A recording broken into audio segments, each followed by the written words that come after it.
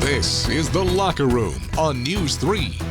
Hello and welcome inside our award-winning Locker Room show sponsored by your Hampton Roads Chevy dealers. I am Adam Winkler. Megan Plain will be along shortly. As COVID-19 has decimated the college football season, some of the sport's best rivalries have been wrecked. Michigan-Ohio State canceled.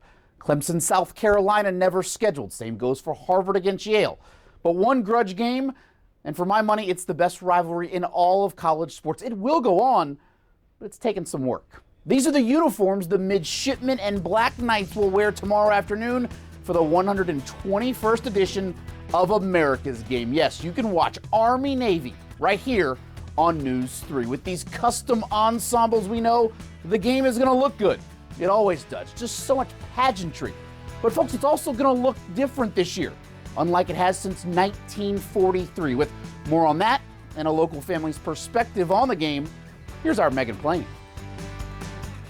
We are just one day away from the 121st installment of the Army-Navy game. It's a matchup that was established way back in the year 1890, but only recently did it become a matchup that has one local family divided on game day. What I have behind me is actually Trey's jersey from Army and my jersey from Navy. In the 90s, Tommy Neville was a defensive lineman for the Navy Midshipmen. In 2015, it came time for his son, Trey, to choose where he would play football, and he opted for his father's rival, Army. I told Trey, I said, I'll give him 4 years, right? So I was going to stick with my blood during the 4 years while he was at West Point. During each Neville's time at their respective academies, Army had a 3-1 record against Navy. Only year we won was my plebe year, which is your freshman year. Those next 3 games, we lost by a combined total of 5 points. My plebe year was the first time we had beat Navy in what was it, Pops, 13 years? 14 years. They broke the streak, Trey's plebe year. 14, yeah.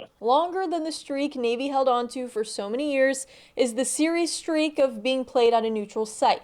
This game typically takes place at Lincoln Financial Field in Philadelphia, but because of the state's limits on crowd size, the midshipmen and cadets would not have been able to attend. So, Army's Michie Stadium plays host for the first time since World War II. Without a doubt, a huge advantage for Army to have this thing up on the dark, gloomy gray Hudson River. I only graduated a year ago, so I still have friends that are on the team and then friends that coach now, and they're all pretty jacked that it's going to be at West Point. When Army and Navy face off at 3 p.m. on Saturday, they'll want nothing more than to beat one another.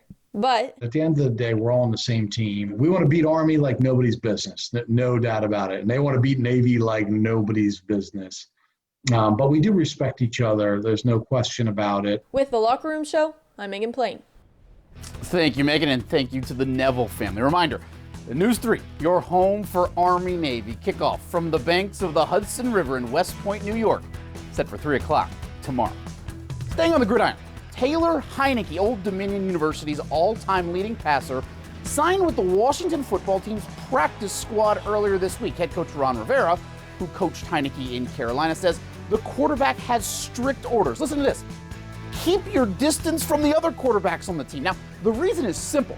If one QB catches COVID-19, there's a better than decent chance it takes out the whole position. So Heinicke, he's going to be the last man standing. We'll try to keep Taylor as separate from them as possible, which we've done. Taylor's instructions are that his contact tracer is not allowed to blink red more than 2 times. He understands it, knows the system, and which makes him the ideal fit. That way, if something were to happen and we had to go with the doomsday plan and insert him as the quarantine quarterback, that we would be okay. I mean, that makes total sense, but it's still crazy. Washington plays at San Francisco Sunday, and speaking of crazy, the game's going to be played in Arizona because of COVID-19 restrictions in California. So it's Washington against San Francisco in Arizona, and you've got a quarterback who can't get within 6 feet of his teammates just in case every other teammate gets sick. He has to run the offense. Quarantine quarterback. I mean, that you would only hear that in 2020. I mean, it's a great gig if you can get it.